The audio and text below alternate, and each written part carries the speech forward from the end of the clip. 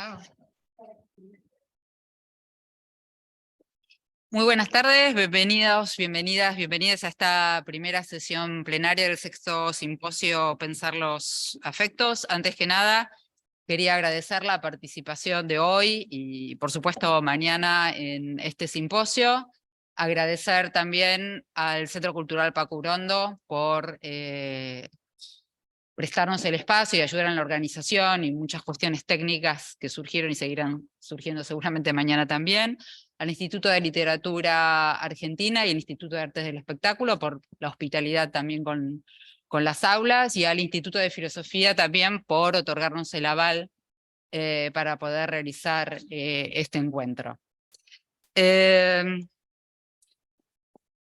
En esta primer mesa plenaria vamos a escuchar tres trabajos, voy a hacer las presentaciones, van a exponer los tres sucesivamente encadenadas, y después vamos a empezar con las preguntas, si les parece. En primer lugar va a exponer Cintia Francica sobre estéticas feministas del cuerpo y lo más que humano. Cintia vive y trabaja en Santiago de Chile, es investigadora en artes visuales y literatura latinoamericana, y sus intereses incluyen los feminismos, las sexualidades disidentes, la teoría de los afectos y los nuevos materialismos. Es doctora y magíster en literatura comparada por la Universidad de Texas en Austin, y ha publicado sobre arte, performance y literatura latinoamericana en diversos foros y revistas científicas. Actualmente se desempeña como profesora asociada e investigadora del Centro de Estudios Americanos de la Universidad Adolfo Ibáñez en Chile. Está a cargo del proyecto Fondesit, Más allá del humano, cuerpo femenino y afecto en la literatura y las artes visuales contemporáneas Chile y Argentina. ¿Quieres empezar, Cintia? Y después hacemos las presentaciones siguientes. Sí.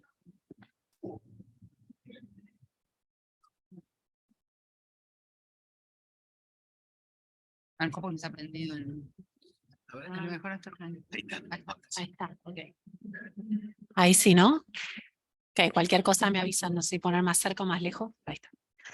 Bueno, muchas gracias Cecilia y a los organizadores del evento por la invitación. Me alegra mucho poder estar acá y continuar conversaciones que venimos teniendo hace años sobre el campo de los afectos, así que muchísimas gracias y gracias por organizar este evento tan interesante y tan masivo, ¿no? Que también requiere siempre, ahí estoy mejor, una dedicación muy especial. Bueno, comienzo a leer.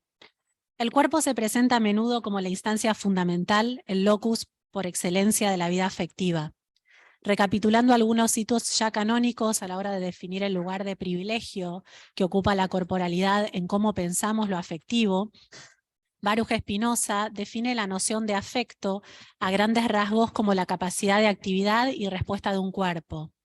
En esta línea, en The Affect Theory Reader, texto fundacional para el campo, Melissa Gregg y Gregory Sigworth entienden el afecto de manera general como la capacidad de un cuerpo de afectar y ser afectado, y de forma específica como el pasaje y la duración del pasaje de fuerzas e intensidades de cuerpo a cuerpo, humano, no humano, partes de cuerpos y otros.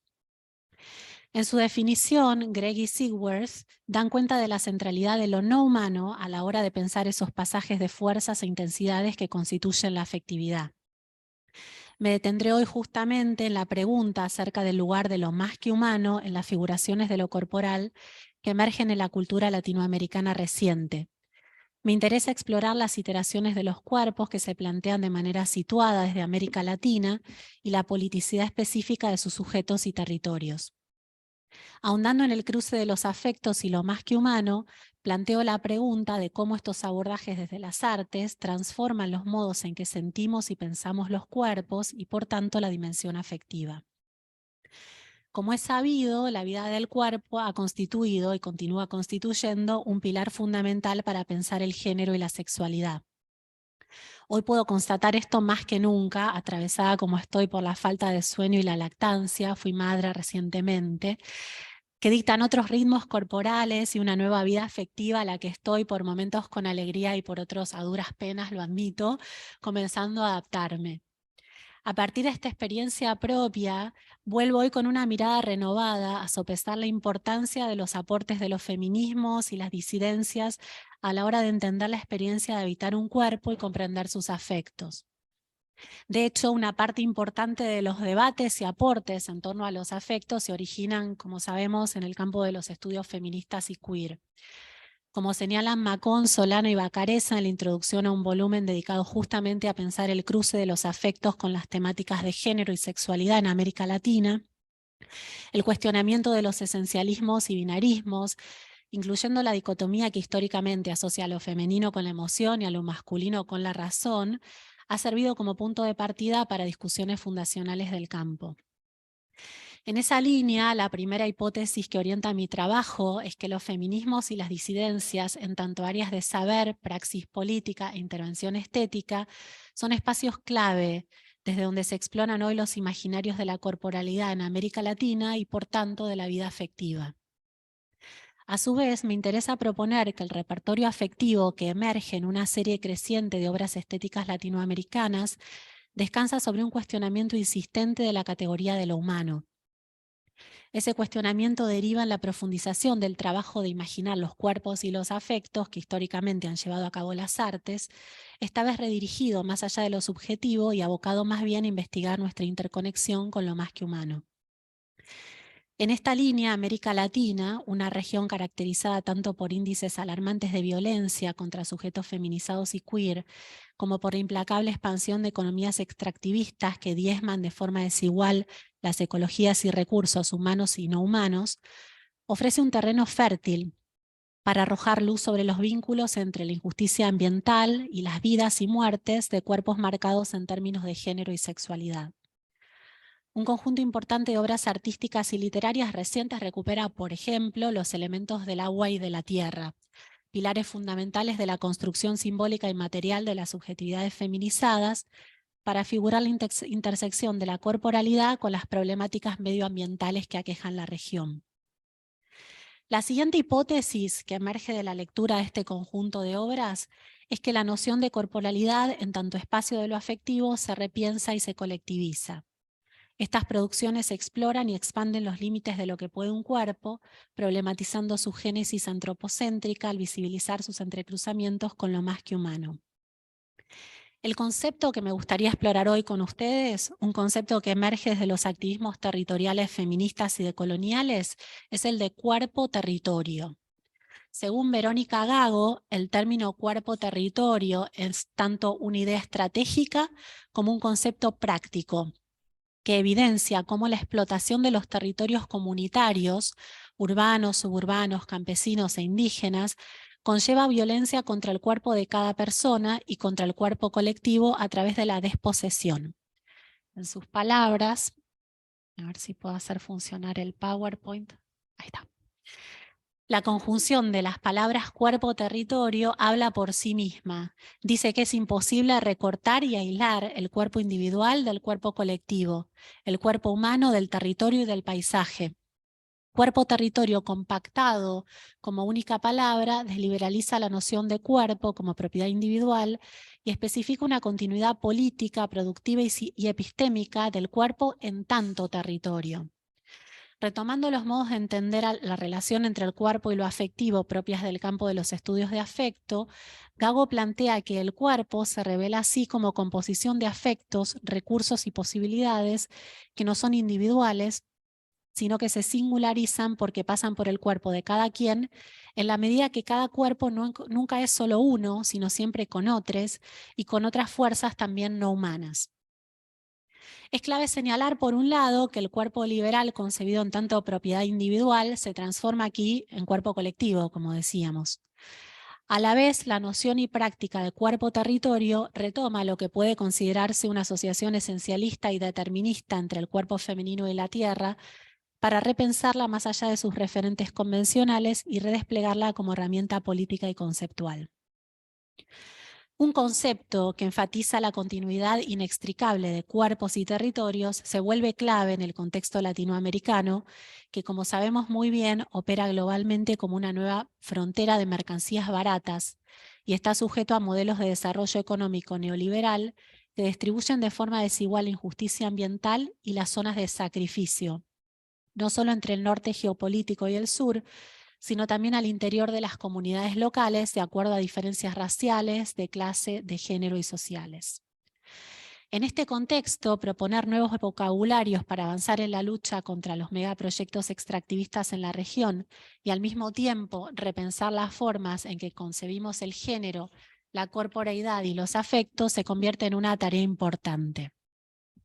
Me gustaría pasar ahora a pensar cómo estas ideas y este concepto de cuerpo-territorio está funcionando o emergiendo en una serie de obras estéticas. En un grupo significativo de obras contemporáneas, la noción cuerpo-territorio se torna matriz estética. Y desde esa premisa, las obras piensan y ponen en discusión otras iteraciones posibles del entrecruzamiento de la corporalidad, los afectos y los espacios. Desde los activismos medioambientales emergen también muy potentemente la noción del agua como territorio, que varias de las producciones estéticas contemporáneas retoman y expanden. Haciendo eco de las preocupaciones activistas y de los ecofeminismos, estas obras trabajan la continuidad de los cuerpos con territorios contaminados y violentados por economías extractivistas en América Latina, indagando en la complejidad de los afectos que de allí derivan. Ejemplo de esto, y ahí se ve bien, es el trabajo de escritoras como Samantha Schweblin, con su tan comentada últimamente novela Distancia de Rescate, Marianne Screamer con Noxa, o Lina Meruán en Fruta Podrida, que trabajan los efectos de la contaminación en las plantaciones de los campos de soja argentinos y en el caso del cultivo de fruta en el campo chileno respectivamente.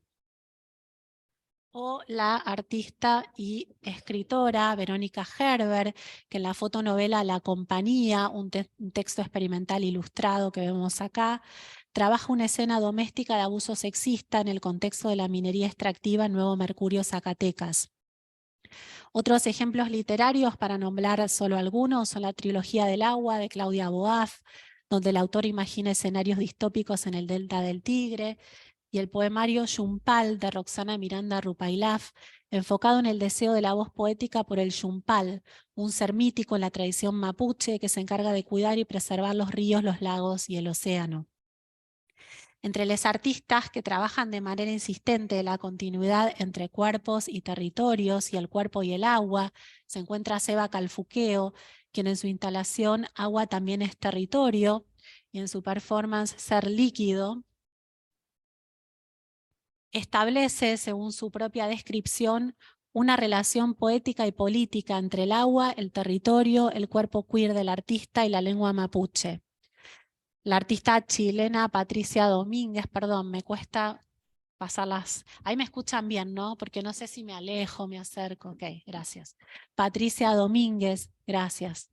Que en la videoinstalación La balada de las sirenas secas trabaja en colaboración con el grupo activista Mujeres del Agua, la mítica figura de la sirena, para pensar el acuciante problema social y ambiental de la escasez de agua en la zona de Petorca, Valparaíso, y Cheryl Lynette, que lleva adelante la performance Procesión Melinka para dar cuenta de los femicidios en Chile, y la performance Memorial, donde se entrecruza la violencia femicida y transfemicida con el deterioro medioambiental.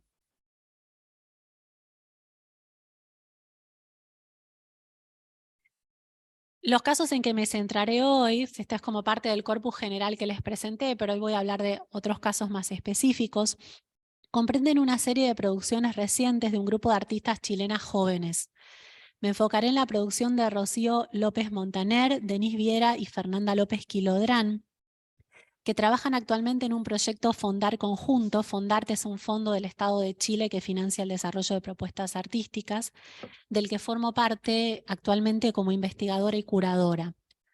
Me interesa el caso de estas artistas, no solo porque tengo acceso directo a los pormenores del proyecto, sino también porque proponen trabajar explícitamente con la categoría de cuerpo-territorio, activándola desde una matriz y una genealogía estética.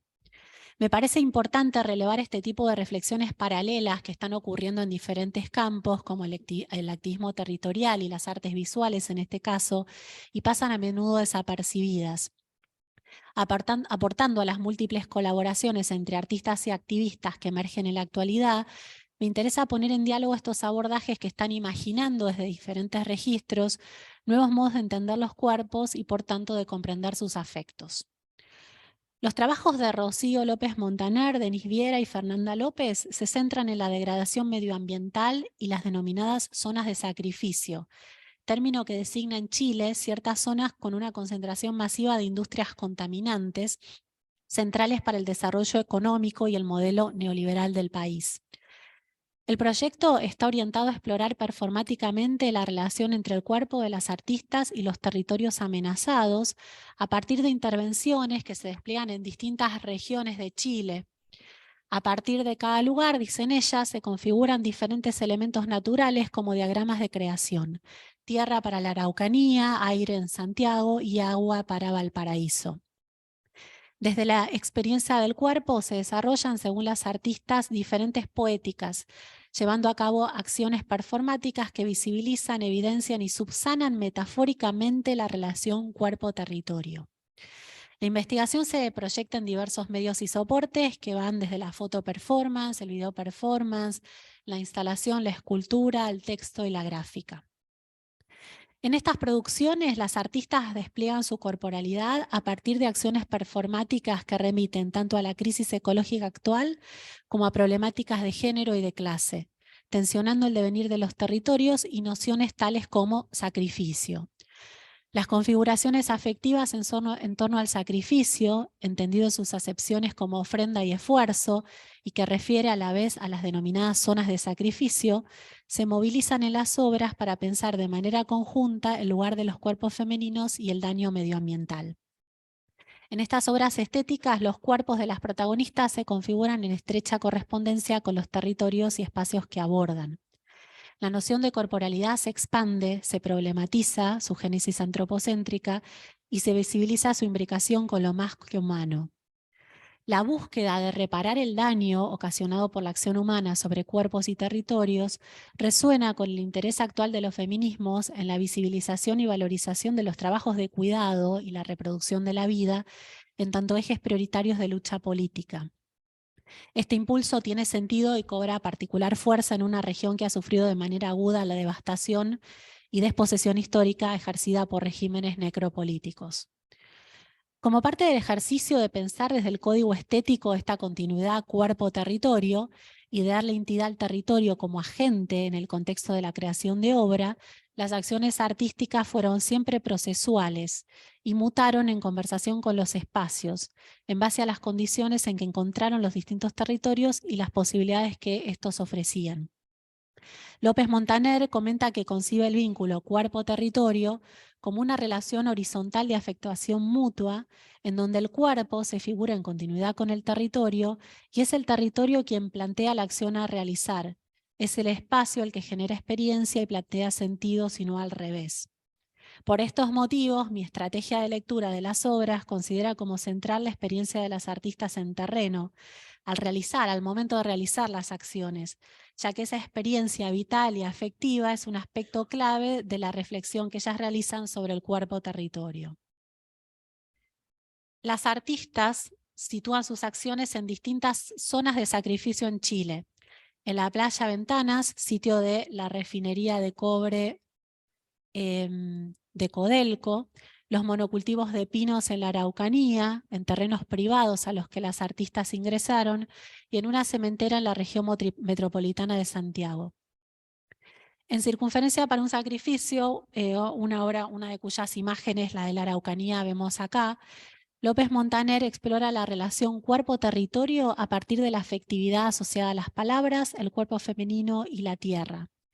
Si bien la idea inicial consistía en suspender su cuerpo de distintas estructuras en cada territorio visitado, terminó comprobando que la idea resultaba demasiado peligrosa para su integridad física a raíz de las limitaciones logísticas y los elementos contaminantes presentes en estos sitios.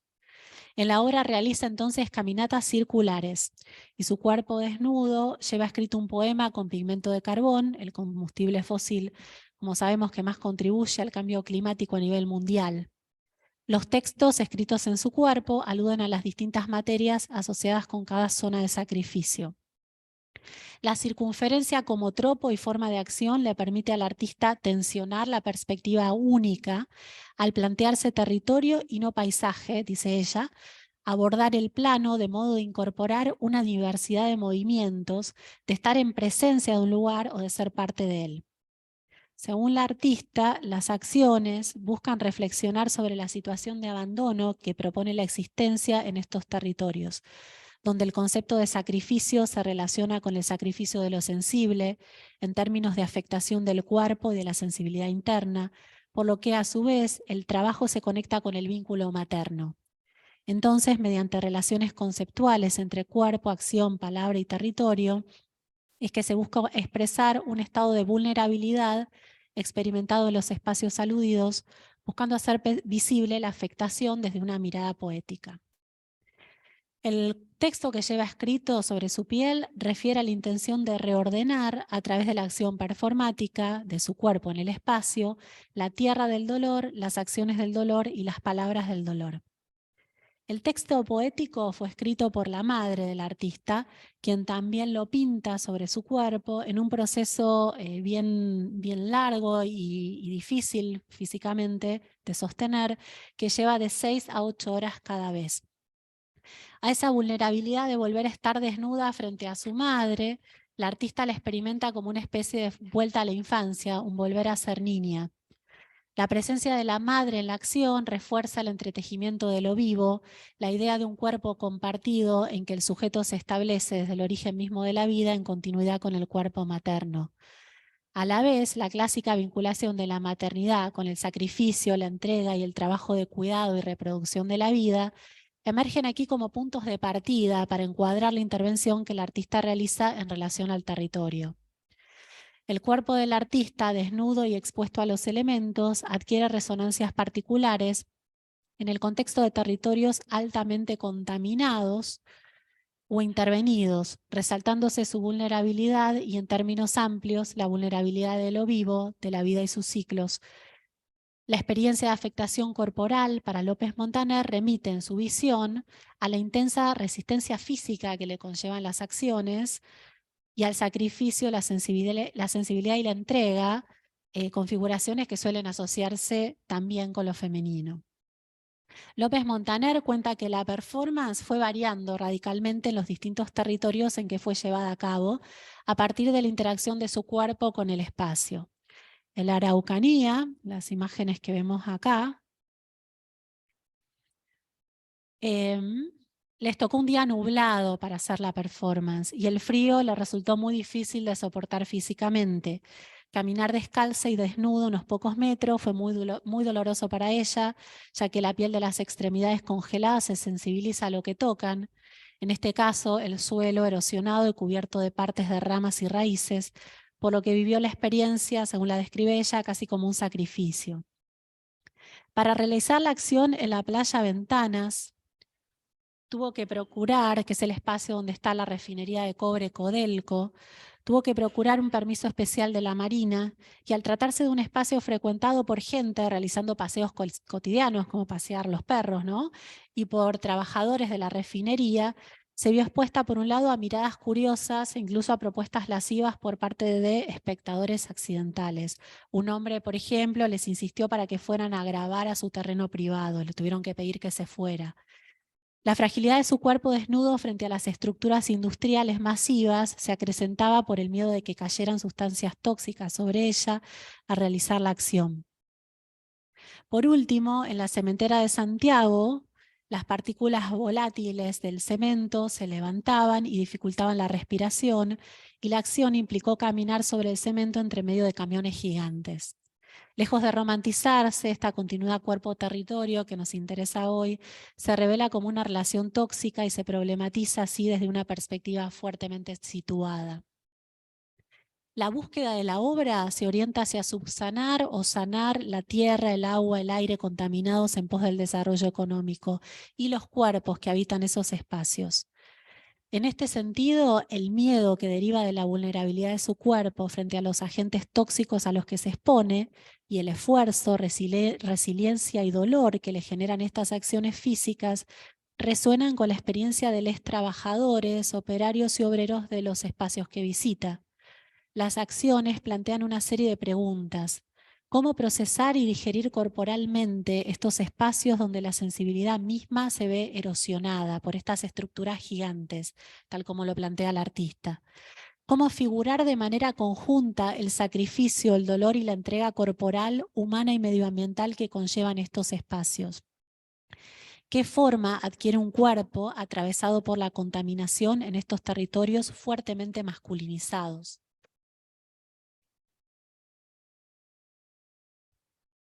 La pregunta por el mundo del trabajo en el antropoceno emerge también en Hielos, una obra fotoperformática de otra de las artistas que participan en el proyecto. Perdón, todo esto no va, eran muchas obras las que quería mostrar, pero achiqué. Este proyecto común, Denise Viera. La imagen presenta nuevamente una escena en Playa Ventanas. La artista que se especializa en la escultura sostiene una esfera de hielo pigmentado que se derrite y tiñe sus manos, cuerpo y vestuario. Según la descripción de Viera, cuerpo, objeto, paisaje dialogan y recuerdan a los hombres verdes, trabajadores de los años 60, que se convirtieron en víctimas de la contaminación producida por la refinería y fundación ENAMI en ese sitio, que luego se convierte en Codelco. La denominación de hombres verdes corresponde al caso de un grupo de ex trabajadores de ENAMI Codelco que fallecieron o enfermaron gravemente, producto de diversas enfermedades provocadas por la exposición a metales pesados y tóxicos en sus faenas de trabajo. Los modos de relación cuerpo-territorio que emergen en estas obras, podemos pensar, permiten expandir y complejizar nociones pensadas específicamente para describir la crisis medioambiental, como la violencia lenta. Según Rob Nixon, la violencia lenta es un modo de violencia que ocurre gradualmente y fuera de nuestra vista. Una violencia de destrucción demorada que se dispersa en el tiempo y el espacio. Una violencia por desgaste que típicamente no se percibe como violencia en absoluto. La violencia lenta no es ni espectacular ni instantánea, sino más bien incremental y acumulativa. Y Nixon la asocia principalmente con el daño ambiental. Sus repercusiones se desarrollan a lo largo de una gama de escalas temporales y afecta de manera desproporcionada a las comunidades precarizadas, según Nixon. Aunque Nixon menciona que la temporalidad de la violencia lenta afecta el modo en que percibimos y respondemos a una variedad de problemas sociales, desde el abuso doméstico hasta el estrés postraumático, orienta más bien su reflexión a la crisis medioambiental y su efecto en poblaciones marginadas, obviando dar cuenta de los múltiples aportes de los feminismos y los estudios queer a la hora de pensar modos de violencia invisibilizados, traumas cotidianos y temporalidades disidentes. Las obras de López Montaner y Viera plantean preguntas acerca de la posibilidad de considerar de manera interseccional los efectos físicos del trabajo en los cuerpos y la violencia de género, junto con el deterioro medioambiental, como formas de violencia lenta. Se complejiza así esta noción, pensada para describir la crisis medioambiental, de tal modo que pueda resultar útil para dar cuenta a la vez de las experiencias afectivas vividas por aquellos expuestos a otras violencias. ¿Puede el trabajo precarizado, por ejemplo, pensarse como una forma de violencia lenta que deja huellas en un comienzo invisibles y luego irreversibles y debilitantes sobre los cuerpos de los trabajadores? Las obras remiten a la vez a la cuestión del género, a partir en primer lugar de la puesta en escena de los cuerpos femeninos de las artistas en acciones y contextos concebidos como masculinos, tanto en el caso de la obra de Viera y su referencia a los trabajadores de la refinería ENAMI, como en el de la pieza de López Montaner. Los afectos vinculados al sacrificio, la entrega y el esfuerzo asociados a los trabajadores toman otros matices al referir a la entrega y el sacrificio de los cuerpos feminizados y, en el caso de la obra de López Montaner, a la figura de la madre. Finalmente, y en una línea similar, Fernanda López Quilodran, la tercera artista que forma parte del proyecto, propone un acercamiento a estos territorios a partir de la pregunta en torno a la contaminación del aire.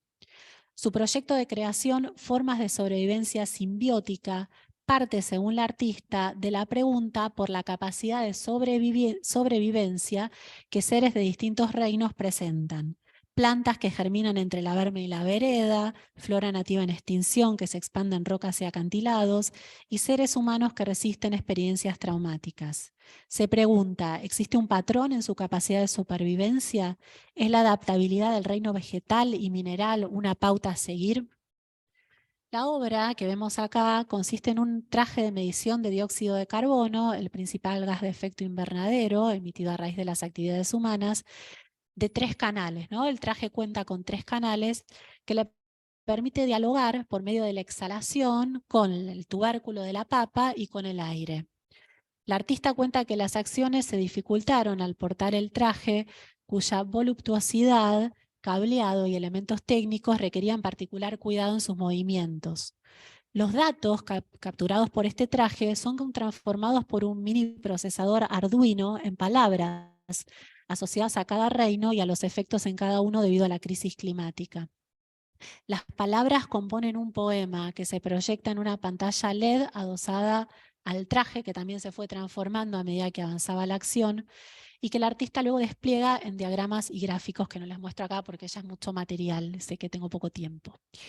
Estas acciones e imágenes le permiten a López conjeturar en sus palabras sobre la comunicación con otros reinos, reflexionar, como diría Haraway, en la relación con la otredad significativa, establecer conexiones y colaboraciones para construir nuevas cartografías y relatos, comprendiendo lo vivo y su capacidad de sobrevivencia, mutación o simbiosis en el contexto de las llamadas zonas de sacrificio.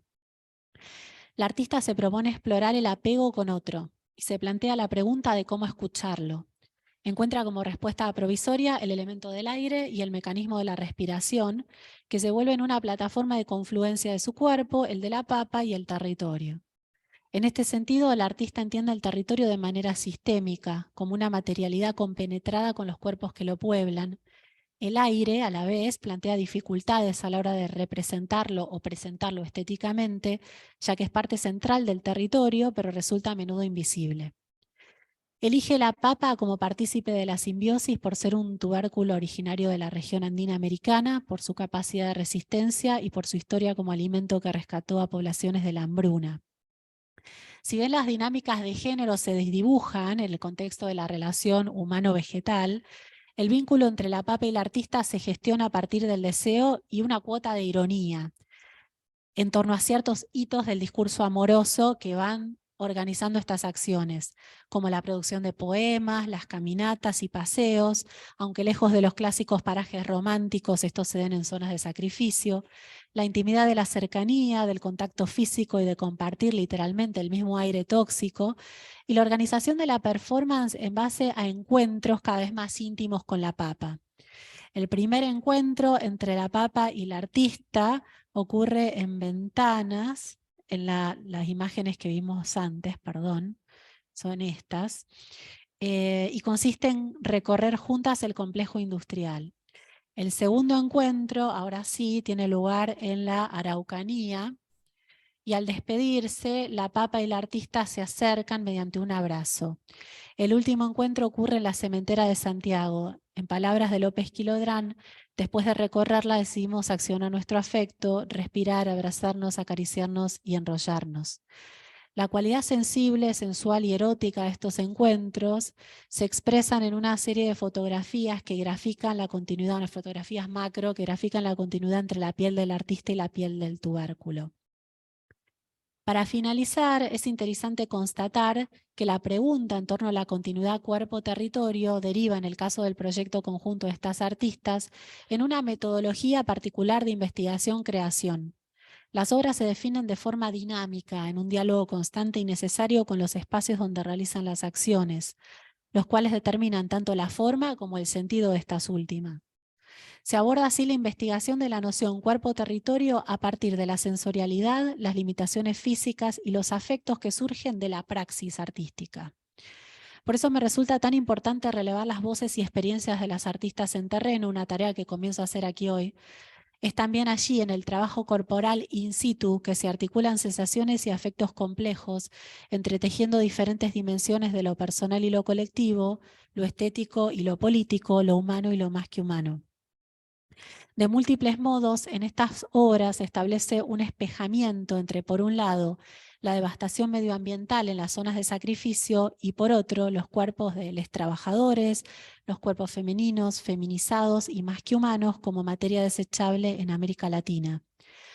Así, la misma idea de zona de sacrificio se complejiza al visibilizarse los modos en que la violencia lenta asociada al extractivismo y al deterioro ambiental se entrecruza con otros modos de violencia, en ocasiones también lenta, como la violencia sexista, entendida como una violencia que da forma a los cuerpos a través del tiempo y las generaciones, dejando huellas físicas y psíquicas en relación a las posibilidades de agencia de los cuerpos femeninos, y la violencia de clase en el sentido del peso que el trabajo precarizado ejerce sobre los cuerpos de los trabajadores. En esta línea, las afectividades relacionadas al dolor, la entrega y el sacrificio, con su matriz religiosa y también al deseo y la sensualidad, se repiensan y reconfiguran en diálogo con lo más que humano. A partir de la activación de ese repertorio afectivo, se tensiona lo humano como eje autónomo, se interrogan y subvierten las codificaciones del género y la clase social, y se trazan otras formas posibles de concebir la corporalidad y por tanto de entender los afectos. Las obras abren una serie de preguntas con las que termino y que creo resultan claves para los estudios de afecto considerar. ¿Cómo cuantificar y cómo atender desde un dispositivo estético al deterioro y la disolución de los cuerpos y las materialidades tanto humanas como más que humanas? ¿Cómo se transforman las metodologías de investigación-creación estética en el contexto del antropoceno? ¿Cómo leer configuraciones como el dolor, la toxicidad y el sacrificio desde distintas escalas temporales y espaciales? ¿Qué importancia tiene el emplazamiento en ciertos espacios, como las zonas de sacrificio, a la hora de pensar los cuerpos y sus afectos en el antropoceno? Y en última instancia, ¿cómo visibilizar y dar cuenta de las distintas temporalidades de los afectos que emergen de la vida humana, la vida del cuerpo y de la tierra? Muchas gracias por escucharme. Muchas gracias a las artistas que creo que están conectadas. ¿Sí? Hola, sí. Gracias, Cintia. A continuación vamos a escuchar de la presentación de Silvana Mandolesi, titulada La investigación afectiva, una teoría sin método. Silvana es profesora de estudios culturales en la Universidad de Lovaina. Sus áreas de investigación incluyen memoria colectiva y violencia política, literatura latinoamericana y teoría afectiva y cultura digital. Es autora de Digital Reason, A Guide to Medium and Community in a Modern World, y coeditora de distintos números especiales en revistas como Iberoamericana y el Journal of Latin American Cultural Studies. Es además editora, por ejemplo, del Pasado Inasequible, Desaparecidos, Hijos y Combatientes en el Arte y la Literatura del Nuevo Milenio, editado por Eudeva. Además de publicaciones en distintas revistas internacionales. Ha sido codirectora del proyecto Transit e investigadora principal del proyecto Digital Memories, ambos financiados por el European Research Council. Es miembro de la Real Academia de Ciencias y Artes de Bélgica. Gracias. Muchas gracias, Cecilia, por la invitación en primer lugar y agradecer a los organizadores del Congreso. Un placer estar aquí. Y voy a intentar ser breve. Bueno, como dijo Cecilia, es una pregunta por el método, ¿no? La teoría de los afectos ha estado marcada desde sus inicios por una fascinación por la teoría y los debates conceptuales que no fue acompañada, aparentemente, por una preocupación por el método. Ya en The Affect Theory Reader, que mencionó Francisco, uno de los volúmenes pioneros sobre afecto, Lawrence Grossberg se quejaba de la brecha entre la sofisticación del debate teórico, un conjunto de ideas que a menudo funcionan de forma abstracta, y los análisis reales, subrayando, cito a Grossberg, el frecuente salto desde un conjunto de conceptos ontológicos a la descripción de un contexto empírico y afectivo. Fin de cita. La crítica más frecuente que se hace a la investigación afectiva es que es imprecisa, vaga o, podríamos decir, tautológica. No importa si hablamos de activismo feminista, de los efectos de una película o una fotografía, o de las rutinas de una comunicación en una oficina corporativa, todos los fenómenos parecen reducirse al mismo fenómeno, descrito con el mismo vocabulario. Fuerzas, intensidades, relaciones entre cuerpos que afectan y son afectados en un proceso de modulación recíproca. Pero ¿cuáles son esas fuerzas? ¿Cómo se modulan esas intensidades? ¿Qué factores determinan, potencian o disminuyen esas relaciones? ¿Qué valor explicativo para comprender los fenómenos sociales, políticos, artísticos tiene la teoría si se limita a registrar una experiencia de intensidad, una sensación, un momento de potencial no estructurado que no puede ser captado por el lenguaje porque es anterior o está fuera de la conciencia? Como afirmaba categóricamente Brinkema en The Forms of the Affects, si el afecto, como área conceptual de investigación, quiere tener el potencial radical de abrir vías éticas, políticas y estéticas para la indagación teórica, entonces simplemente tenemos que hacer algo más que documentar los estremecimientos de la piel. Fin de cita. El método entonces es clave, no solo porque es un método adecuado, lo que nos garantiza que el paradigma afectivo pueda efectivamente, perdón la redundancia, realizar su potencial, evitando que afecto se vuelva un término difuso que sirve para denominar cualquier cosa no representacional, sino también porque la pregunta por el método nos permite revisar ese complejo aparato que llamamos teoría afectiva. ¿Pero qué método? ¿Y para qué teoría? Como todos sabemos, la teoría afectiva no es una. Como diría Derrida de los espectros, siempre es más que una, pero también menos que una en el sentido de pura y simple dispersión, sino que nace de una genealogía doble, a partir de... ¿Se escucha bien? A partir de dos corrientes distintas. Una que abreva de Spinoza, elaborada por Gilles Deleuze y Guattari, popularizada por Massumi. La otra, inspirada por la teoría de las emociones de Sylvan Tomkins, redescubierta por Sedgwick y Adam Frank. En la corriente inspirada por Spinoza, el afecto se define como una intensidad, un punto de encuentro entre cuerpos que causan un aumento o disminución en su capacidad de acción. O, en la definición minimalista de Spinoza, el afecto refiere, como todos sabemos, a la capacidad de un cuerpo de afectar y ser afectado. En cambio, el concepto de emoción, tradicionalmente asociado a la segunda corriente, designa una categoría discursivamente reconocible que puede catalogarse en una taxonomía que incluye contenidos codificados cultural y socialmente, como la ira, el asco, el miedo, la alegría, la angustia, el dolor. En suma, registros conceptuales familiares de estados de ánimo conscientes que pueden ser narrativizados.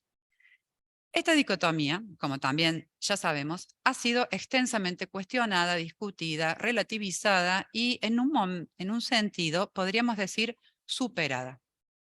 Me refiero a que, conceptualmente, por una parte, lo que hoy llamamos teoría afectiva incluye todo el espectro, desde todo el repertorio emocional, incluidos los ugly feelings, a conceptos como atmósfera, attachment, detachment, patos, sensaciones, sentimientos, etc. El volumen de Jan Slav y von Scheve, un volumen reciente, Affective Societies, Key Concepts, es una buena muestra de esto, ¿no? Donde ellos mapean la cantidad de conceptos que engloban o se engloban dentro de la teoría afectiva.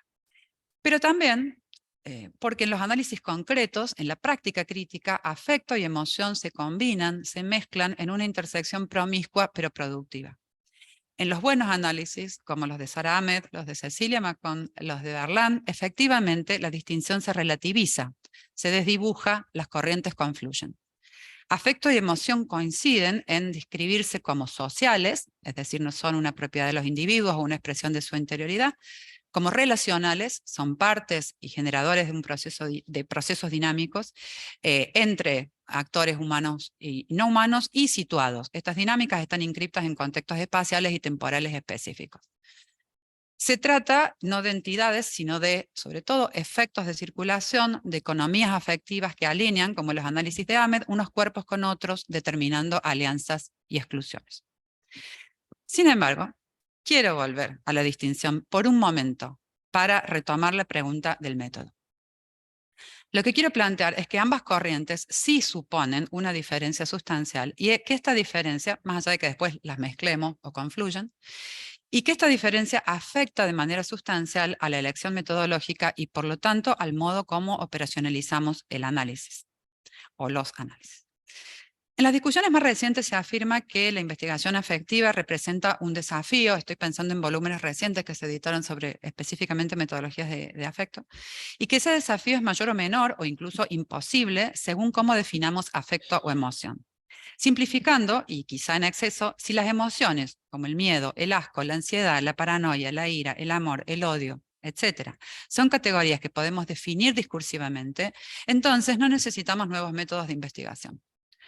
Odio o amor son entidades que tienen contornos definidos. Podemos rastrearlas, por ejemplo, en un texto literario utilizando los métodos más estructuralistas, incluso si damos cuenta de su circulación o sus efectos. Estamos aproximando, incluso si nos centramos en la circulación o los efectos, estamos aproximándonos a las emociones como entidades discretas que tienen un contenido preexistente y al menos relativamente estable, más allá de las modulaciones históricas y las diferencias contextuales. Las emociones, entendidas como entidades discretas, y no solo como entidades discretas que se focalizan en los individuos, sino también como una entidad más abstracta que de alguna manera flota por encima, preexisten en el análisis, ya están formadas, ya están en el mundo, antes de que nos aproximemos a él, que lo observemos y lo describamos, incluso si lo que intentamos captar es su dinamismo. En cambio, si lo que intentamos describir es el afecto o las dinámicas afectivas, no hay entidades preexistentes que abordar. No solo porque el afecto no tiene contenido, si podemos llamarlo así, es una fuerza que solo se puede describir en tanto efecto, sino también porque los procesos afectivos no pueden ser sino captados como procesos. Me refiero a que emoción y afecto remiten a dos paradigmas diferentes que, por supuesto, exceden el campo estrictamente afectivo. En las últimas 2 décadas han surgido en las ciencias sociales y las humanidades varios conceptos que enfatizan el hecho de que los fenómenos sociales y naturales son complejos, procesuales, indeterminados, relacionales y constantemente abiertos a los efectos de procesos contiguos. Este giro epistemológico, del que el afecto forma parte, como otros, comparte una ontología común que borra las diferencias entre lo social y lo natural, la mente y el cuerpo, lo cognitivo y lo afectivo, fundamentado en conceptos como assemblage, flujo, turbulencia, emergencia, devenir, relacionalidad, lo maquínico, lo inventivo, el acontecimiento, lo virtual y lo informacional. Y estoy citando aquí una lista que da Blackman en uno de sus artículos. No es casual que en este repertorio conceptual el término o el concepto de assemblage o ensamblaje o dispositivo en español ocupe un lugar central. En Reassembling the Social, Bruno Latour opone la sociología tradicional a la que llama Sociology of the Social, o sea, una sociología de lo social, a una sociología alternativa que llama una Science of Associations, una ciencia de las asociaciones. Latour argumenta que lo social no es un dominio predefinido ni una esfera separada de otros aspectos de la vida humana, sino que emerge de redes de asociaciones y relaciones entre actores o actantes, en su denominación, humanos y no humanos. Latour sugiere que lo social se construye a través de un proceso de ensamblaje que implica la convergencia de elementos heterogéneos como objetos, tecnologías, ideas e individuos. Estos elementos interactúan y forman asociaciones, creando lo que Latour llama actor networks. Desde esta perspectiva, lo social no se limita únicamente a las interacciones humanas, sino, para comentar la ponencia la que ampliamente lo desarrolló Francisca, sino que abarca actores humanos y no humanos. Latour enfatiza la importancia de estudiar cómo se forman estas redes de actores, cómo se estabilizan o se disuelven y cómo dan forma a las realidades sociales. Debemos centrarnos en la dinámica de las asociaciones, rastreando las conexiones y las traducciones que tienen lugar dentro de las redes. Este enfoque desafía naturalmente las teorías sociales tradicionales que priorizan estructuras sociales preexistentes o categorías fijas, ¿no? Y aquí toda la discusión de fondo entre el panorama de Durkheim y el de Tarde, por ejemplo, que Latour recupera, ¿no? Hechos sociales por un lado versus eventos de asociación por el otro. Para comprender qué es un colectivo, un artículo científico, una tecnología o una organización, la teoría del actor red enfatiza el trabajo, los movimientos que se llevaron a cabo para reunir elementos heterogéneos y desplegar los diversos roles de los actores, tanto humanos como no humanos. Es importante recordar, porque es importante para la investigación afectiva, el rol controversial de la agencia de los actantes no humanos en la descripción de Latour. Recordar simplemente que los objetos no son solo instrumentos que amplifican capacidades humanas, sino agentes que nos hacen actuar de determinada manera.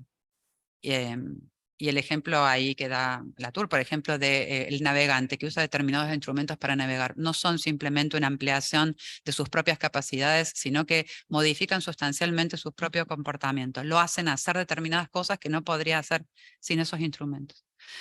Aunque Latour se dirige como el teórico más conocido, creador de la Actor Network Theory, otros nombres igualmente importantes como el de John Locke, Coleman, Anne-Marie Moll, Isabel Stengers, por nombrar solo algunos, han escrito extensamente sobre la ontología relacional y en algunos casos específicamente sobre el método.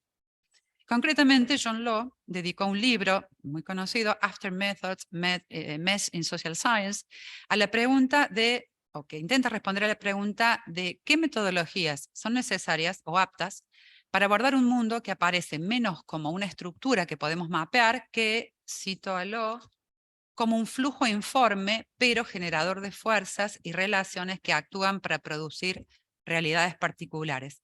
Fin de cita. En After Methods lo señala que los métodos de investigación que nos han llegado tras un siglo de ciencias sociales tienden a partir del supuesto de que el mundo debe entenderse como un conjunto de procesos específicos, determinados y más o menos identificables. Lo se pregunta entonces, si gran parte del mundo es vago, difuso o inespecífico, inestable, emocional, efímero, estoy citando, elusivo o indistinto, cambia como un caleidoscopio o en realidad ni siquiera tiene un patrón, ¿dónde deja esto a la ciencia social? Fin de cita. La respuesta de Locke es que los métodos deben ser reinventados para lidiar con la fluidez, la multiplicidad y la indeterminación de la realidad. La tarea, dice Locke, es imaginar métodos que ya no busquen lo repetible o lo definitivo, los patrones, lo más o menos estable, o que ya no asuman que eso es lo que buscan.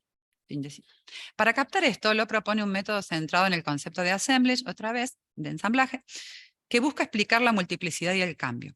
Como propone Latour, se trata de seguir a los actores, de dar cuenta de las relaciones, de observar el proceso en que una configuración determinada se forma a partir de eventos de asociación. Siguiendo esta genealogía, no es por lo tanto casual, ni tampoco en rigor de verdad original, que Ian Slavy, director del proyecto Affective Societies y uno de los investigadores más relevantes en la escena contemporánea, proponga el assemblage como método o lo que él define como un enfoque. Slavy usa el término affective arrangement, algo así como un dispositivo o un agenciamiento afectivo, que puede traducirse como dispositivo de ensamblaje, pero la definición que utiliza es muy similar. Digamos, todos abrevan de Les, pero adaptando brevemente, digamos, a ese concepto a sus propias necesidades. Según Slavy, y acá cito, un agenciamiento afectivo es una conjunción coordinada de múltiples actores, humanos y no humanos, prácticas, artefactos, espacios, discursos, procedimientos y expresiones en un modo intensivo de composición. Ese modo intensivo, la manera en que los actores afectan y son afectados en un proceso de modulación recíproca, es la dimensión central del agenciamiento. Grossberg sostenía, en la entrevista que cité al principio, que el afecto es lo que constituye la relacionalidad. Y agrega, y cito a Grossberg, por eso William tenía razón al ver que no se podía separar la estructura de sentimiento de la coyuntura. Porque lo que hace que la coyuntura sea exactamente lo que es, son las articulaciones afectivas entre las diversas sobredeterminaciones. Fin de cita. Para volver a la pregunta inicial, ¿existe un método para la teoría afectiva capaz de salvarnos del oscuro acecho de la imprecisión y la descripción tautológica? La respuesta, creo, o quiero proponer, es sí y no. Sí y no en varios sentidos. En primer lugar, si el acento está puesto en las emociones, hay muchos métodos. Los métodos tradicionales, desde el análisis discursivo y el visual, la narratología, la etnografía, que pueden ser adaptados, o sea, no los vamos a usar exactamente igual, pero se pueden adaptar focalizándonos en un repertorio emocional. Pero estos métodos están diseñados, como afirma Locke, para captar patrones, estructuras de significado, para dar cuenta de un mundo estable, con bordes precisos, con entidades discretas que entran en relación. En este punto es donde los métodos muestran su límite porque el concepto de afecto invierte la ecuación. No son entidades discretas que entran en relación, sino relaciones que dan forma y definen a esas entidades. centrados en un paradigma emocional, no estaríamos siendo fieles a la ontología relacional que subyace al concepto de afecto, y me parece que centrados exclusivamente en un paradigma emocional, es muy difícil de dar cuenta de ciertos elementos claves, como los actores no humanos, por ejemplo, o como la manera en la que los afectos circulan, ¿no? Algo que se analiza, pero es difícil conceptualizar la circulación de las emociones desde un paradigma centrado exclusivamente allí. Pero también, si nos centramos en el concepto de afecto, la respuesta es sí y no en otro sentido. ¿Por qué no? Porque como sostiene Law en After Methods, el ensamblaje o el assemblage es más un enfoque, una manera de mirar los fenómenos que un método, si entendemos método en un sentido tradicional, como una serie ordenada de pasos a seguir que nos indican qué hacer y cómo hacerlo. Por eso el título, ¿no? After Methods, después del método o más allá del método, o el método entendido más cercano a la invención salvaje, a la experimentación. El carácter performativo del método, podríamos decir, en su máxima expresión. Un ejemplo es, por ejemplo, el método de Embodied Ontology que propone Lisa Blackman, que es muy difícil de seguir por otras personas que no sea ella misma. Pero por otro lado, sí, es lo que suele pasar con los métodos reinventados. Por otro lado, sí, el concepto, el enfoque o la aproximación del assemblage provee, esta es mi opinión, lo más cercano a un método para abordar las dinámicas afectivas, siendo fieles a lo que el paradigma afectivo propone, es decir, un mundo definido a partir de procesos que resultan de la conjunción de elementos heterogéneos, tanto humanos como no humanos. El concepto de ensamblaje permite dar concreción a términos como fuerzas, intensidades, devenir, in between, acontecimiento, porque nos obliga a situar estos términos en un proceso que sucede en un contexto espacial y temporal concreto, y a dar cuenta de los elementos heterogéneos que lo componen y de la agencia de esos elementos. ¿Por qué? Simplemente porque la idea del ensamblaje es citar todo lo que está componiendo ese ensamblaje: los discursos, los objetos, las tecnologías, las prácticas, los actores humanos y no humanos. Cuando estamos obligados a ver todos esos fenómenos y las relaciones, entonces me parece que sí o sí se concretiza esta idea de qué relaciones, qué fuerzas, qué intensidades y cómo. Como nos recuerda la autora, además, la incertidumbre es fundamental. La incertidumbre sobre cuál es la naturaleza del grupo, del colectivo, del fenómeno que vamos a analizar. Una incertidumbre que solo se resuelve después del análisis y no antes. Es decir, que no se puede ir con categorías previas. Su misma existencia, la existencia de ese grupo, de esa red, de ese efecto de una obra de arte, depende de la red de asociaciones que la constituyen, y son la dinámica de esas asociaciones lo que tenemos que rastrear. El afecto define, de hecho, la posibilidad misma de la relación, constituye la relación. Tengo 5 minutos más, ¿no? ¿Sí? Quiero dar un breve ejemplo, muy breve y muy injusto quizás, pero de cómo funcionaría esta aproximación del assemblage en el comentario de una obra que posiblemente conocen, que es Palimpsesto, de Doris Salcedo, una instalación que Salcedo presentó en el Palacio de Cristal en Madrid, en el Parque del Retiro del Madrid, en 2017. La instalación consiste en una serie de grandes losas que cubren todo el suelo del Palacio de Cristal. El Palacio de Cristal es una inmensa estructura vidriada, ¿no?, que deja ver todos los árboles del exterior, así que comunica. Y esta superficie de estas losas está hecha de una arena granulada, y sobre esa arena están inscritas una serie de nombres.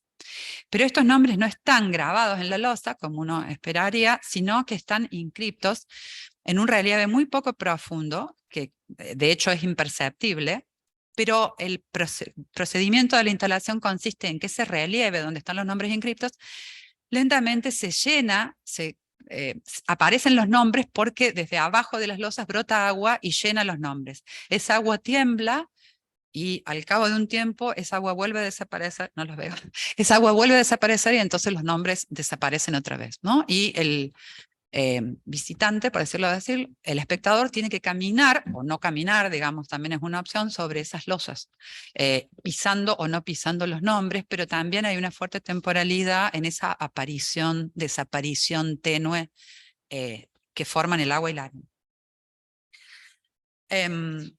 Los nombres corresponden, esto es por supuesto central, a migrantes anónimos, anónimos hasta que la obra los rescata, porque son sus nombres reales, y los vuelve a escribir en su singularidad, que se han ahogado en el Mediterráneo, y naturalmente remite a la indiferencia hacia las incontables víctimas que han muerto intentando, y lo siguen haciendo, alcanzar la costa de Europa. De acuerdo a Valls, cito aquí un comentario que hace Miquel Valls sobre esta obra, esto hace que el visitante, el hecho de que los nombres aparezcan y desaparezcan, hace que el visitante quiera quedarse, ver reaparecer el agua que se desvanece y así presenciar el acto de testimoniar que esta obra constituye y realiza. En este sentido es que el tiempo se convierte en una forma, un aspecto de la obra que desencadena la intensidad que nutre el afecto.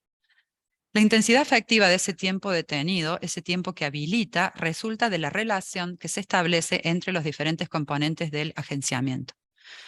Este está compuesto de actores tanto humanos como no humanos, ¿no? El agua y la arena son materiales frágiles, evanescentes y al mismo tiempo los elementos letales en la tragedia de la migración. Son el agua y la arena justamente los que causan la muerte.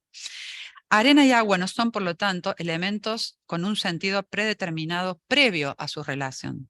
Es la relación que establecen en palimpsesto, no solo con la dialéctica entre aparición y desaparición, sino con la temporalidad devenida en forma y al mismo tiempo con esa forma temporal lenta, el detenerse, el retraerse, la contemplación, que están en el lado opuesto de la velocidad con la que consumimos las narrativas de estas muertes en los medios, ¿no? Hay un trasfondo, digamos, de la velocidad de las noticias sobre la muerte de inmigrantes y de las imágenes explícitas de esas muertes que acá contrasta tanto con la temporalidad como con la ausencia de cuerpos. Velocidad que expulsa a través de la repetición y la banalización la realidad de las muertes que ocurren a diario y la posibilidad de que seamos afectados por esas muertes. El título palimpsesto es justamente indicativo de las relaciones discursivas, ¿no? Aquí presentadas en la obra como una superposición. La agencia de los nombres es otro elemento central y cabría preguntarse, ¿los nombres son actores humanos o no humanos en la obra? Porque no es solo, como todos sabemos, el hecho de que los nombres sean un dispositivo central en los memoriales, sino cómo se inscriben esos nombres, en qué superficie, en qué material, incluso en qué tamaño. Si pensamos, por ejemplo, en la tipografía pequeña del Vietnam Veterans Memorial, para invitar a quienes asisten a acercarse y leer los nombres. La agencia afectiva de los nombres, su capacidad de individuación, de conjuro, de presentación, en el sentido de hacer presente, depende de su inscripción material en cada caso. Y esa es la relación particular que van a establecer. Aquí la superficie, el suelo, no la verticalidad, pero también la impermanencia, la fugacidad. Los nombres se forman y se deforman en la relación entre la arena y el agua, frente a nosotros, para nosotros, que somos también incorporados en ese assemblage. Somos de hecho sus destinatarios. Nuestra afectividad o nuestra capacidad de ser afectados es lo que permite que de hecho ese ensamblaje se constituya, o no. Estos elementos heterogéneos, la arena, el agua, los nombres, la oposición entre la verticalidad del espacio y la horizontalidad de las losas, la forma del tiempo, las representaciones plurimediales sobre la crisis de la migración en Europa, el lugar donde sucede la exposición, España, y Europa en un sentido más amplio, la trayectoria histórica de esa crisis, la práctica del testimonio y el lugar del testigo, pero también el lugar que ocupa Salcedo y su lugar a veces problemático respecto a las obras, todo eso se relaciona en palimpsesto, pero de un modo contingente, provisional, dinámico, produciendo la intensidad afectiva característica de las obras. La relación entre los elementos heterogéneos que la componen permite entender la agencia y su, como dice Val, efectividad afectiva. Termino. En síntesis, como alternativa a los métodos tradicionales, aunque naturalmente no los excluye, sino que se apoya en ellos, la noción de assemblage provee una óptica o un método de pensamiento para enfocar las dinámicas afectivas. La dificultad que entraña esta noción en tanto método es que no determina qué elementos debemos tener en cuenta, cuáles son los límites específicos del assemblage, cuán recurrentes o contingentes son las relaciones, que los vinculan. En otras palabras, la sensibilidad y las decisiones del investigador y su propio bagaje metodológico previo y teórico, por supuesto, juegan un rol fundamental, mucho más que en los métodos tradicionales que están codificados y determinados con precisión los pasos a seguir. La descripción de un ensamblaje afectivo depende en gran medida de la perspectiva personal del investigador, de la adopción de una determinada posición política más allá de la mera aplicación de un concepto. Nunca se trata, naturalmente, de la mera aplicación de un concepto. Y en este sentido, la metodología afectiva, o la pregunta por la metodología, nos recuerda algo que, por supuesto, ya sabemos, que el método es siempre performativo, no describe simplemente un mundo, sino que lo crea. En esa creación, la sensibilidad del investigador, su propia implicación, su capacidad de ser movilizado por lo que estudia, definen la potencia y el valor de la crítica afectiva.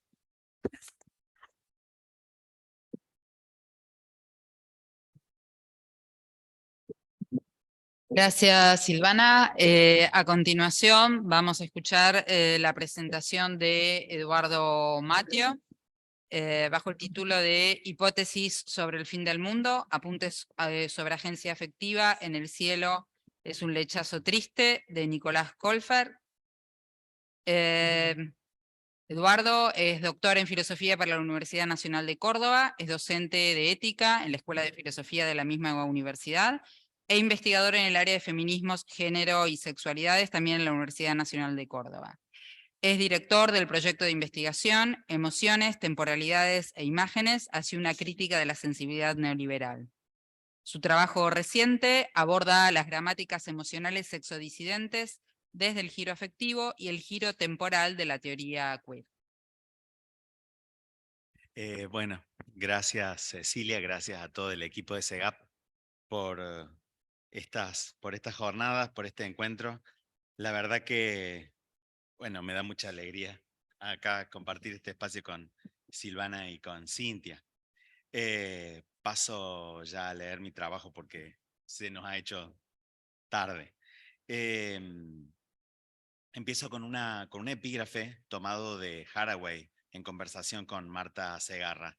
Ahí Donna Haraway dice: todo tipo de reflexión es una práctica del cuidado, por lo que es muy importante que pensamientos piensan pensamientos, que historias narran historias.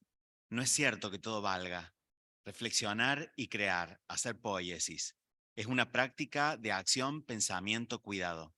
Estas prácticas exigen lo mejor de nosotros y necesitamos ser el tipo de nosotros que practica el pensamiento cuidado. En seguir con el problema, un texto que ha sido citado durante todo el día, Donna Haraway provee generosamente una batería de recursos narrativos para sobrellevar estos tiempos perturbadores en los que vivimos.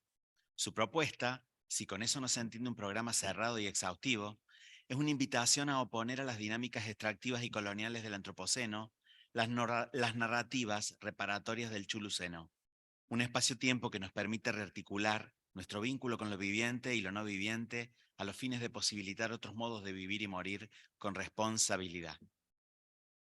La complejidad del asunto requiere respuestas también complejas. Seguir con el problema, advierte Haraway, supone rastrear historias y figuraciones que generan los refugios y los parientes que nos permitan romper las amarras que nos sujetan al antropoceno y al capitaloceno. Ejercitar esa imaginación figurativa permite reconstruir refugios, generar parentescos raros, es decir, otros vínculos entre nosotros, con otros bichos en peligro, con lo no viviente, lazos que, como señala Haraway, nos vuelvan, la cito, menos mortíferos, más responsables, más en sintonía, más capaces de sorprendernos y de practicar las artes de vivir y morir bien en una simbiosis multiespecies. Hasta ahí la cita. Si asumimos con Haraway la necesidad epocal de contarnos historias, fabulaciones especulativas que tracen otros vínculos de parentesco con lo que parece destinado a extinguirse, ¿dónde vamos a encontrar las narrativas que alienten la agencia afectiva que es preciso desplegar en la proximidad del colapso final? Siguiendo a Gabriel Giorgi, presumo que la literatura tiene la potencia de reinventar el entre que vincula a cuerpos vivientes y no vivientes. Lo cito. Tiene la potencia de ser un laboratorio de los modos de ver, de percibir, de afectar los cuerpos, donde se elaboran otros regímenes de luz y de sensibilidad que hacen a otra comprensión de lo que es un cuerpo, lo que puede y sobre todo de lo que pasa entre cuerpos. Hasta ahí la cita. En esa línea, entiendo que la distopía melancólica y apocalíptica que Nicolás Colfer figura en El cielo es un lechazo triste, tensiona de manera experimental los regímenes de lo común que Giorgi recomienda cartografiar. Reponiendo el desenfado voluptuoso e hilarante de Coppi, El cielo se sitúa en una Buenos Aires futura post-neoliberal tan distópica como delirante. En ese entorno postrero, el apocalipsis en primera persona, el murmullo de las ratas gana todos los rincones, las aguas tóxicas del río inundan y desintegran a vivientes y no vivientes, y el arbitrio violento de los más fuertes domina los frágiles vínculos sociales. El poder se ve repartido entre comandos de rugbyers porteños que desde las esquinas ponen orden en el estado de excepción y pastores del conurbano que con su retahíla de sermones celebran el colapso de la metrópoli. En ese horizonte arrasado, Nicolás, una marica empobrecida, junto a Perro, su vecine, sobreviven a las penurias económicas filmando porno casero que venden a través de la plataforma digital All for Fans. En el ejercicio placentero y melancólico de su carrera porno amateur, bajo el nombre Alien Queen Porn, Nicolás se descubre bendecida por el inútil don de la videncia, vacante en la zona en la que viven. Un talento que lo sobrecoge cuando es alcanzado por un lechazo en los ojos, la boca o el recto. La novela de Colfer esboza así un futuro ruinoso en la que el presente se ve amenazado, derruido, ultimado. Ensaya una temporalidad queer en medio de una debacle necropolítica neoliberal. En ese escenario amenazante también se cultivan saberes, vínculos y emociones que, urdidos en la intimidad marica, figuran una estética disidente que hace posible una sobrevida buena hasta que el final acontezca. En un trabajo anterior examiné el modo en que la novela de Colfer repolitiza la negatividad queer en los términos de una estética sexodisidente. Es decir, a la sombra de las tesis antisociales de la teoría queer, El cielo sugiere diversos modos de encarnar una temporalidad alternativa, una estética que habilita otras vinculaciones consigo y con los otros animales humanos y no humanos por fuera de los imperativos crononormativos. En esta oportunidad, me gustaría volver al laboratorio que Colfer compone, en particular a las hipótesis sobre el fin del mundo que allí se van considerando, a los fines de ponderar la agencia afectiva que allí se tensiona y despliega. Una agencia afectiva que no solo desafía la configuración afectiva cis heteropatriarcal que organiza los vínculos sociales y vigentes, como ha planteado Cecilia Macón, sino que in extremis, El cielo sugiere una agencia afectiva alternativa, un contrahumor específico que nos incita a ejercitar, mientras sea posible, y aquí lo sigo a Nicolás Cuello, lo que él llamó una imaginación política extraña del mañana. La noción de agencia afectiva, tal como ha explicitado Cecilia, involucra una incisiva problematización de la clásica distinción entre afectos desestructurados y prelingüísticos versus emociones que codifican y expresan culturalmente tales afectos, como tal bien lo presentó Silvana.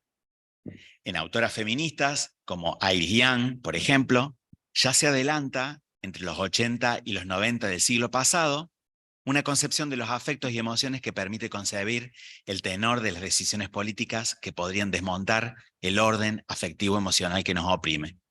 Como advierte Cecilia, primero, hay un entrelazamiento entre afecto y lenguaje que no nos permite pensar los procesos emancipatorios como el develamiento de una instancia anterior a la emocionalidad que sería más auténtica y que desafiaría per se la normatividad patriarcal, sino como la generación de otro lazo entre ambas instancias. Lo afectivo no excede a la significación, está abierto más bien a la necesaria transformación que el lenguaje y la acción posibilitan. Y segundo, el efecto constitutivo del lenguaje respecto de lo emocional no es uniforme ni homogéneo. La cito a Cecilia, existen distintas estrategias discursivas o retóricas con efectos diferenciados para este proceso. Se trata, además, de una elección de carácter político. Hasta ahí la cita. Y es aquí donde se vuelve clave qué historias narran historias, es decir, qué estrategias narrativas nos damos para modificar las configuraciones afectivas dominantes. Por otra parte, tal como propone Macón, tales presupuestos se reflejan en el campo de la experiencia política. El mismo activismo feminista puede entenderse como una concertada demolición de las configuraciones afectivas cis heteropatriarcales y la pretensión visceral de su reemplazo por otras posibles configuraciones emancipatorias. La alteración de esas configuraciones impuestas y naturalizadas pone en juego una agencia afectiva que no busca, cito, exhibir un orden afectivo más auténtico o espontáneo, sino inventarse una configuración nueva, intervenir los afectos, más que nutrirse de ellos. Hasta ahí la cita. Es decir, supone concebir, como aclara Macon, la agencia afectiva no como una capacidad de acción que se valga de la dimensión afectiva como un recurso, sino más bien, la cito, capaz de constituir una configuración afectiva propia desde donde impulsar y repensar las acciones más inesperadas. Hasta ahí la cita.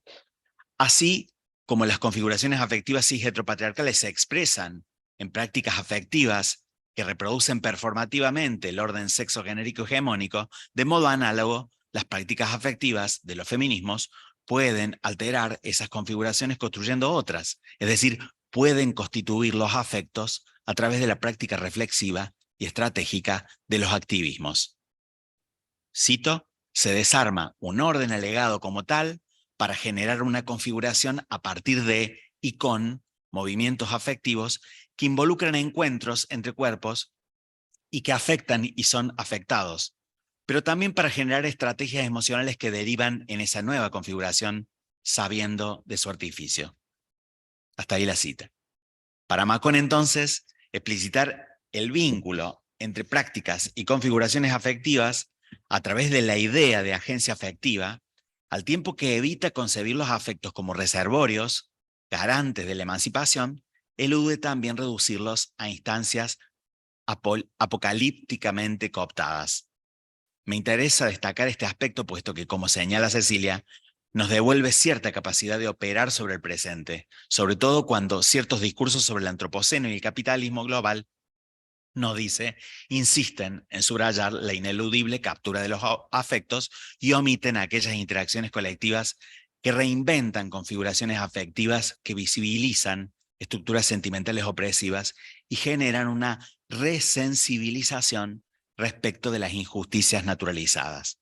En este punto es clave, esto aparece al final de su último libro, es clave la contribución de ciertos artefactos culturales, filmes, documentales, novelas, fanzines, performance, fotografías, capaces de producir otra sensibilidad, de desafiar afectiva y cognitivamente el adormecimiento frente a la opresión mediante la interpretación de otra configuración afectiva. En palabras de Macon, se trata de burlar una configuración afectiva que reproduce injusticia implantando otra. Cito, una que abra modos de atender a la visceralidad del activismo o a la eventual politicidad de la depresión, pero también que no oculte las contradicciones de clase, raza, sexualidad, etnia, colonialismo y las evidentes frustraciones y fracasos de los feminismos. Hasta ahí la cita. Volvamos a la novela de Colfer.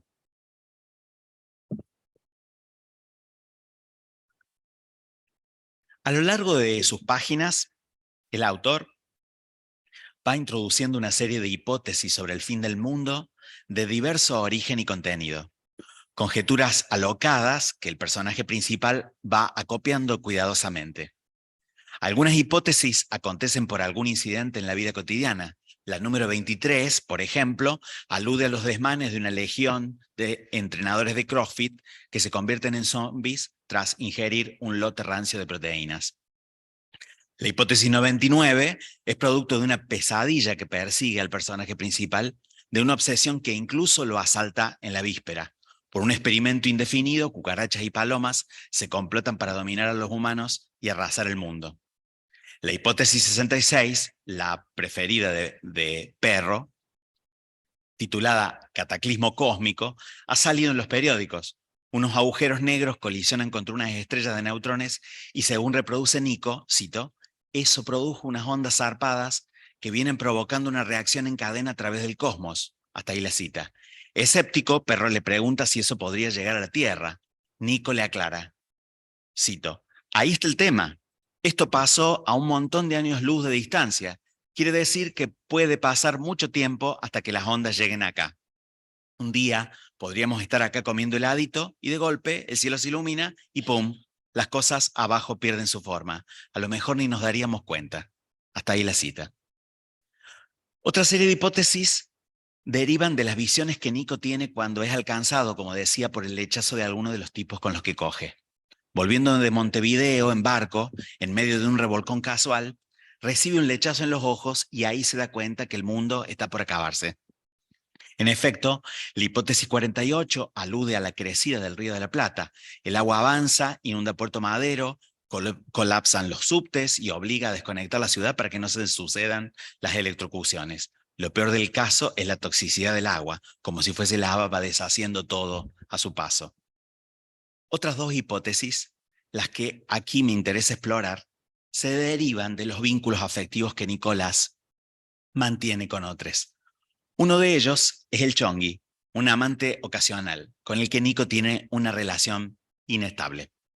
El Chongui insiste en verlo, pero Nico no quiere crearle falsas expectativas. Cito, una parte de mí retiene ganas, pero la otra empieza a preocuparse por la consecuencia del sí. Hasta ahí la cita.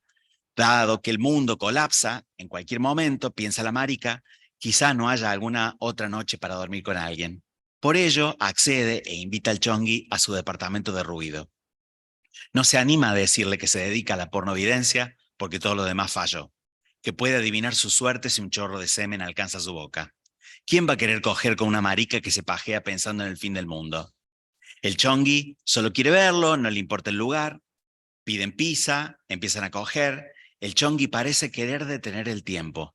A Nico le pasa lo contrario. Como un gremlin que se transforma en contacto con la ternura, se convierte en un monstruo desafectado, incapaz de conmoverse con el cariño del Chongui. Cito, el Chongui no se da cuenta hasta que gruño, mira y descubre que estoy hecha un monstruo que va a morderlo, a herirlo tanto que nunca más va a permitirse la ternura. El fin del mundo es esto, le digo, o lo pienso, no sé. El fin del mundo es esto, insisto, que nadie más se permita la ternura. Hasta ahí la cita. Nico ya no es capaz de dormir con nadie. El Chongui se va, aunque la calle no sea segura, y el mundo esté por acabarse. Cito, pero se va y no va a volver. ¿Y lo dejaste irse? Le pregunta Perro. Sí, estaba predicho. Hasta ahí la cita. Esa ternura que no circula entre Nico y alguien con quien podría tener una relación afectiva estable, aparece en otros parentescos raros que lo refugian en la intemperie del colapso final. En la trama se va exponiendo el lazo de cuidado que va tejiendo con Perro, su vecine, con su padre que le escribe todas las tardes de un búnker de cemento, con un cachorro, el Mostri, que al final de la novela le devuelve algo de esperanza. Me detengo aquí en la hipótesis 100. Como se dice en la novela, la definitiva, una que merezca el puesto. En esa hipótesis 100 es la que se devela en la estrecha intimidad que Nico tiene con Perro. Entre ellos se teje un vínculo de amistad genuino, aunque opaco, en el que abunda el cuidado y la preocupación mutua. Perro es ese amigue que saca las ratas del departamento de Nicolás, con el que lleva a cabo el emprendimiento de pornovidencia, que no lo deja enrollar innecesariamente. Con su amigue acontece la ternura y la preocupación que no circula en el vínculo con el Chongui. Perro, en suma, es ese amigue con quien puede hacer realidad el coletazo cósmico, una de las hipótesis que aparece en el periódico. Con él se puede hacer realidad el coletazo cósmico en el que todo se termine sin que se den cuenta. Perro le advierte, cito, de golpe no va a terminar, pero puede terminar sin que nos demos cuenta. Lo sé, es el mejor plan, boluda. Nos cocinamos una rica cena, tomamos las pastillas, bailamos y después chau. Morir así nos haría zafar del río ácido, de los zombies Nike, de la ira de Dios. Fin de la cita. Preparan la cena, toman Fernet, cantan juntos, se cuentan cosas que no habían compartido con nadie. Se toman las pastis en el orden acordado, suben la música y bailan eufóricos. Nico va al baño, vomita y vuelve como si nada. Perro, no obstante, deja de bailar y necesita acostarse. Cito, todo el cuerpo de Perro está latiendo como una bomba programada. Desde la cama me pregunta si a mí no me pegó. No, todavía no. Qué raro. Cierra, abre, cierra los ojitos. Me gustó que hayamos sido amigues. A mí también, perrito. Hipótesis 100, perro muere. Hasta ahí la cita. En un mundo en que los lazos sociales se ven limitados y empobrecidos, en el que la mera supervivencia y la creciente incertidumbre aumentan la desafección con les extrañes e intensifican la preocupación por les próximes, ¿qué significa que el fin del mundo se equipare con que nadie más se permita la ternura? En sus definiciones lexográficas más usuales, la ternura se vincula con un sentimiento de cariño entrañable. En algunas de sus significaciones, tierno equivale a afectuoso, cariñoso y amable, o también delicado o suave, así dice la RAE. Sus antónimos son la dureza, la impiedad, la grosería, la brutalidad. Es decir, esa emocionalidad a secas que invoca lo tierno es lo opuesto del endurecerse, del desafectarse, del ser insensible, del no ablandarse frente a otros sujetos, objetos o situaciones. Colfer tiene el cuidado de equiparar el fin del mundo con que nadie se permita ya ser tierno. Es decir, no parece aludir a un afecto que fluya así sin más. Uno puede permitirse o no ser tierno. Cuando ya no puede circular, como se hace más claro en la tercera parte de la novela, se empobrece aún más esa vida reducida a movimientos mínimos y a vinculaciones escasas. Cuando todo se va a la mierda, como se dice en la novela, cuando la ternura no es un afecto que circule fácilmente, se puede optar expresamente o no por desplegar o fortalecer ese tono emocional. Como hemos visto, en la novela la suspensión de la ternura acontece no solo cuando dicha emoción no se pega a los vínculos en los que presuntamente debería tener lugar, el vínculo con el chongui. La supresión de la ternura acontece radicalmente cuando esa emoción ya no puede circular, produciendo la cercanía entre sujetos que cultivan lazos de solidaridad recíproca. Con lo cual, la muerte de Perro adelanta ese coletazo cósmico. Es el fin del mundo en su versión definitiva, porque desaparece la contraparte necesaria del cuidado que garantiza la ternura. Cuando ese parentesco raro se cancela, se acaba también lo que refugia. Se resiente así cualquier sentido que pueda dar significado a una vida buena en el mundo. Termino. ¿Cuál es la contribución de la novela de Colfer en relación con la configuración afectiva del presente? ¿Qué agencia afectiva alternativa parece sugerir?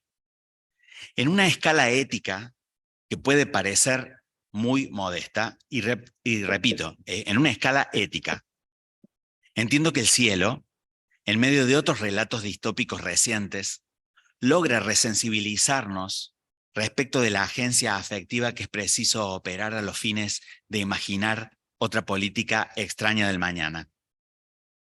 Como otros artefactos culturales contemporáneos, esta novela desarticula la configuración afectiva mayoritaria, la que más temprano que tarde nos conduce al colapso político, cultural y ambiental que avistamos, para implantar otra en la que afectos menores y sentimientos ordinarios, como la ternura, son capaces de reparar, como señala Cuello, el daño que nos distancia de otros humanos y no humanos con los que cohabitamos el planeta.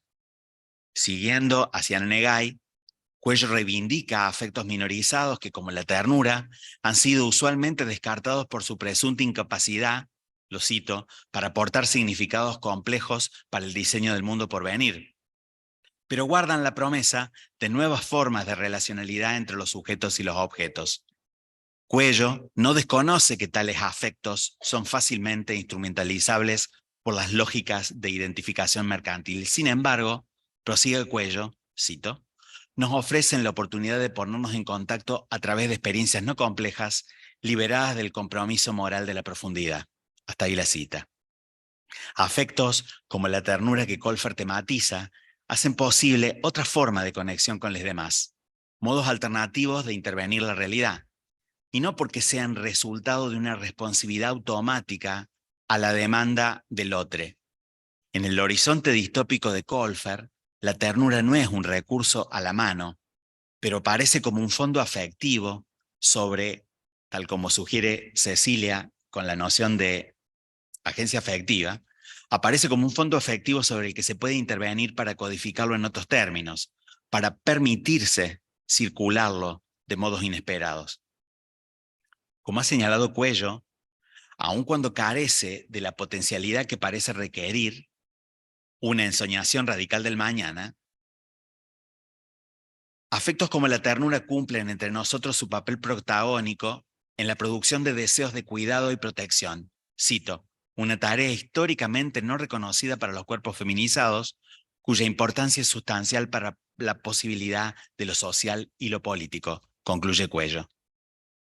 Contra una configuración afectiva que promueve lo que Vircano llamó autoprecarización afectiva, el cielo es un lechazo triste, contribuye entonces a resensibilizarnos respecto de lo que produce una vida mala, a pergeñar colectivamente un contrahumor que haga posible aquí y ahora, mientras sea posible, otra vida buena con los humanes y no humanes que compartimos este mundo. Seguramente, para la temporalidad inescrutable que compartimos, no basta con extender humeanamente la ternura. También, y esto lo subrayo, también tendremos que configurar otras pasiones políticas y otras eróticas sexoafectivas. Pero en lo que respecta a lo ético, a ese espacio modesto, aunque vital, en el que se tramita el vínculo con otros y consigo mismo, volver a la piedad mutua, reimplantar la ternura, recircular alguna forma de benevolencia recíproca, quizá, condicione decisivamente otras formas de estar en el mundo que atemperen el daño mayúsculo que padecemos. Gracias.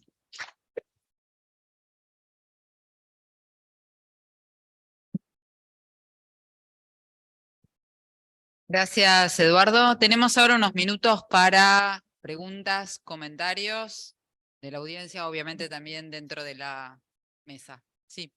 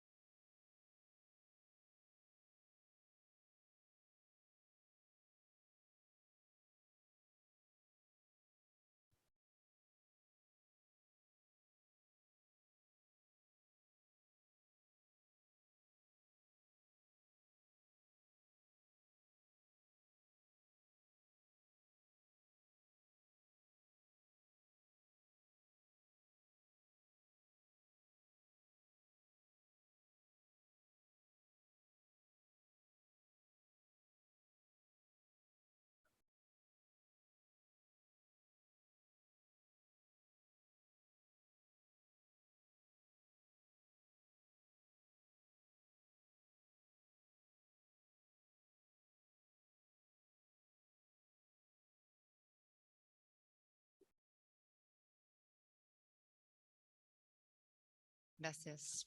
Sí. Vos es una pregunta general para la mesa, ¿no? Sí. Muchas gracias por la pregunta. Es interesante lo que planteas. Creo que en el caso de las artistas que estoy pensando y también de las otras obras del corpus más amplio, La idea de cuerpo-territorio se traduce de una manera muy concreta en espacios muy específicos, porque también es una idea que está pensada desde un lugar muy político y que creo que, o lo que traté de alguna manera de figurar es esa relación con los activismos, ¿no? Los activismos territoriales y cómo desde distintos campos están surgiendo intervenciones que tienen que ver con realidades muy específicas, ¿no? Pero es interesante pensar en la vida posterior de estas obras, ¿no? Porque como ustedes las vieron acá, estas obras van circulando, claro, en otros espacios, en otros formatos que exceden y están pensadas desde ahí, desde la video performance, la foto performance, ¿no?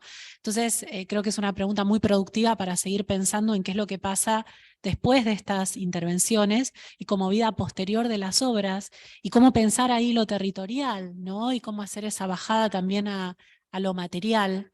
Creo que son preguntas que dan para mucho y que tienen que ver con los soportes y con las formas en que circulan y cuál es el efecto, por ejemplo, de presentarlos hoy acá, ¿no? Que están las artistas o estaban mirando por YouTube, ¿no? Entonces, cómo la obra, las obras viajan, ¿no? Y creo que, claro, que lo virtual nos plantea muchísimas preguntas en torno a eso y también creo que es una pregunta muy productiva para pensar las curadurías de estas obras, ¿no? O sea, cómo se muestran, cómo las mostramos, cómo van a habitar nuevos espacios, ya sean académicos, ya sean artísticos, ¿no? Pero parte del proceso del proyecto es también curatorial. Entonces creo que son preguntas muy productivas también para pensar otros emplazamientos.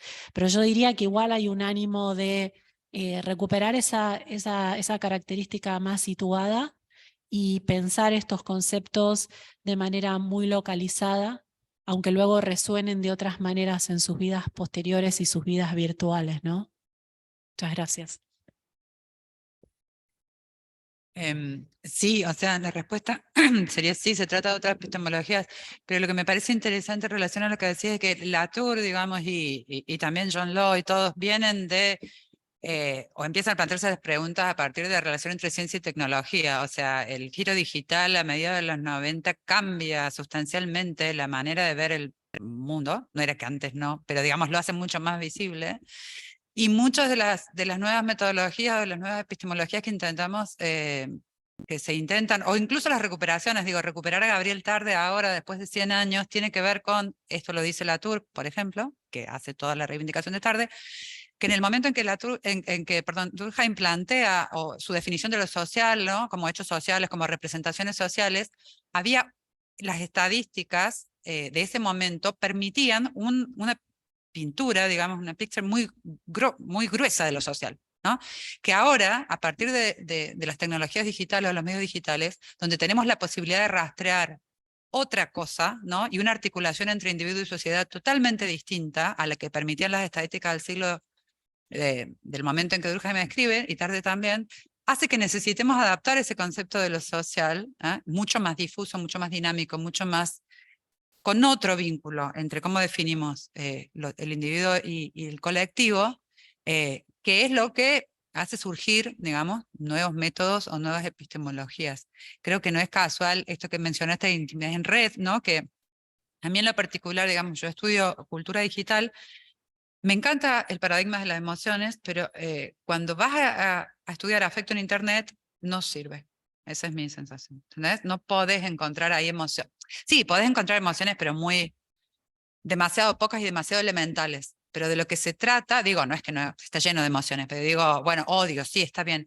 Pero el tema no es de la definición de esa emoción, que la definís en 2 segundos, sino cómo circula, qué intensidades, a través de qué medios, ¿entendés? Cómo se conforman y se diluyen los cuerpos. Entonces, estudiar afecto en Internet me parece que te hace falta otra manera de concebir, otra forma de mirarlo, que bueno, ciertos paradigmas no pueden darlo. ¿Quieres agregar algo? En relación a la pregunta que aquí nos hacía el compañero, a mí me hacía pensar no solo en un problema epistemológico, sino también en un problema ontológico en relación a un nosotros que se quiere configurar. Y digo, tanto desde perspectivas afirmativas como de perspectivas que están claramente paradas en la negatividad, hay como distintos esfuerzos por plantear algo así como un nosotros que políticamente encauce este tipo de luchas y este tipo de cuestiones. Por ejemplo, en Butler, la cuestión de la alianza de los precarios, Haraway, el nosotros interespecies, Braidotti con esta idea del pueblo ausente, Connolly con la idea del enjambre. Me parece que hay como distintos esfuerzos, no solo epistemológicos, sino de claramente reconocer algo así como un nosotros que sea ese lugar a donde sea posible componer alguna respuesta, ¿no? Me parece que también ahí esa es otra deriva de la cuestión y que claramente hace estallar definitivamente, me parece a mí, cierta perspectiva de lo social o de lo individual en términos claramente liberales, ¿no? Y ahí me parece que hay que también prestar atención. Gracias. Tenemos tiempo para una pregunta más, comentario que alguien quiera hacer.